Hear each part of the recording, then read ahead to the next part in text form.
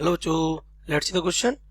Two coils of self-inductance L1 and L2 are placed closer to each other so that total flux in one coil is completely linked with the other. मतलब पहली coil का पूरा flux से link हो गया secondary से.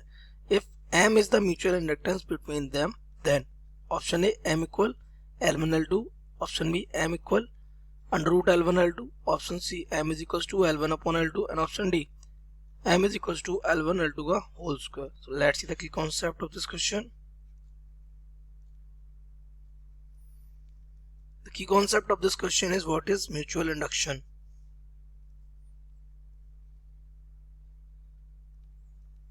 So what is mutual induction?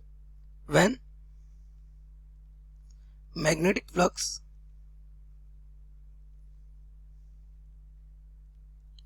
of one coil links with the nearby coil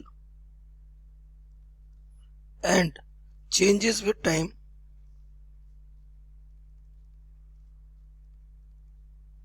then it causes induced EMF in the secondary or the second coil.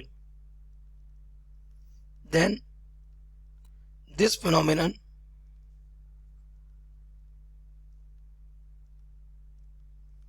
is called mutual induction. तो यहाँ होता क्या है, यहाँ पे हमारा जो फ्लक्स होता है किसका, सेकेंडरी का, डिपेंड करता है करंट किसका, प्राइमरी में. यानी कि ये हमारी जो दो कॉइल है इसमें करंट चल रहा है ना, तो इसमें जो फ्लक्स लिंक होगा इसमें इसका ये इस तरीके से, तो इसका करंट I1 तो इसमें लिंक होगा, तो इसका जो N2 और phi2 होगा वो इसके करंट पे डिपेंड करेगा. तो N2 phi2 will be equals to, यहाँ हम लिख सकते हैं MI1. इस इक्वेशन फर्स्ट डाल सकते हैं. तो ये हमारा क्या आ गया, आपका सेल्फ इंडक्शन की एक इक्वेशन जहां M क्या है, M is called the mutual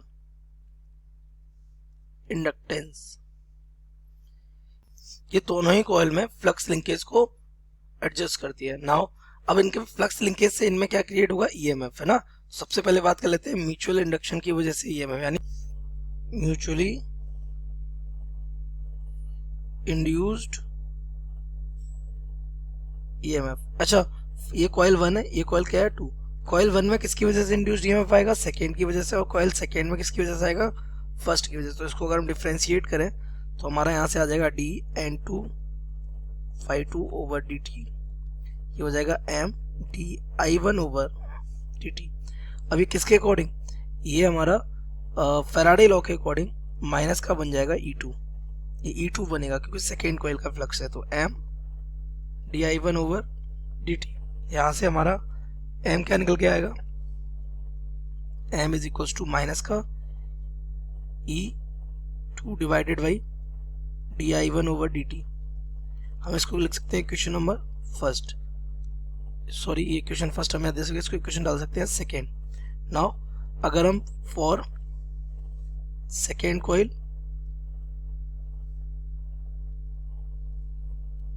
current, अगर करंट सेकेंड कॉइल में की जाए, इंसर्ट किया जाए और चेंज किया जाए, तो ये आएगा फर्स्ट कॉइल में. तो हमारा आ जाएगा E1 is equal two similarly minus का M, और ये हो जाएगा di2 ओवर dt. तो यहाँ से हमारा M फिर क्या आ जाएगा, माइनस का E1 अपॉन ये di2 ओवर dt. इसे डाल देते हैं question number third. Now due to change in magnetic flux, क्योंकि मैग्नेटिक फ्लक्स तो चेंज हो ही रहा है, तो मैग्नेटिक फ्लक्स चेंज होने की वजह से there will be a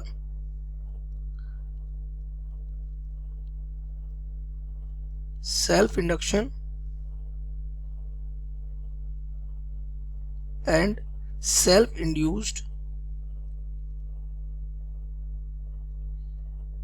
EMF 2.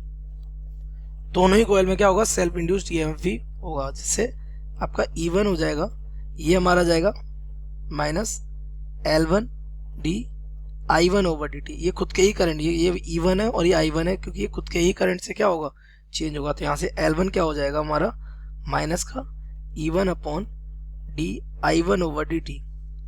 इसको इक्वेशन हम 4 लिख सकते हैं। और सिमिलरली अगर हम E2 के लिए लिखें तो उसी का करंट उसमें क्या लाएगा, इंड्यूस ये तो L2, और ये हो जाएगा डी I2 ओवर dt। अब पॉइंट ये है बेटा कि अगर म्यूचुअल इंडक्शन से बात करते हैं तो दोनों कॉइल का सेम होता है, लेकिन सेल्फ इंडक्टेंस अलग अलग कॉइल का डिफरेंट होता है। तो यहाँ से हमारा L2 आ जाएगा minus E2 over D I2 over dt। इस इक्वेशन 5 लिख देते हैं। नाउ मल्टीप्लाइंग, अब मल्टीप्लाई कर देते क्यों, हमें m की वैल्यू चाहिए, किसके टर्म में, L1 और L2 की टर्म में। तो मल्टीप्लाइंग सेकेंड एंड थर्ड, तो ये हमारा LHS मल्टीप्लाई होकर एम स्क्वायर बनेगा, यहाँ बनेगा E1, ये बन गया E2 और divided by D I2 over dt, और यहाँ क्या बच जाएगा डी I1 ओवर dt। तो यहाँ से आप देखें तो E2 over D I2 over dt, तो E2 over D I2 over dt हमारा क्या हो जाएगा L2, वो भी किसका, माइनस का। तो M square is equals to, ये हो जाएगा माइनस का L2, वो हो जाएगा माइनस का L1। ये कहाँ से आ गया, from fourth and fifth.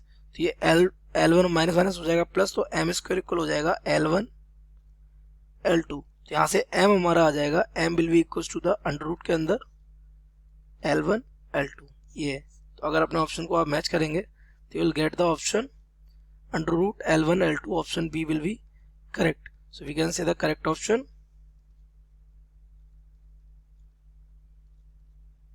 B. I hope you have understood it well. Best of luck.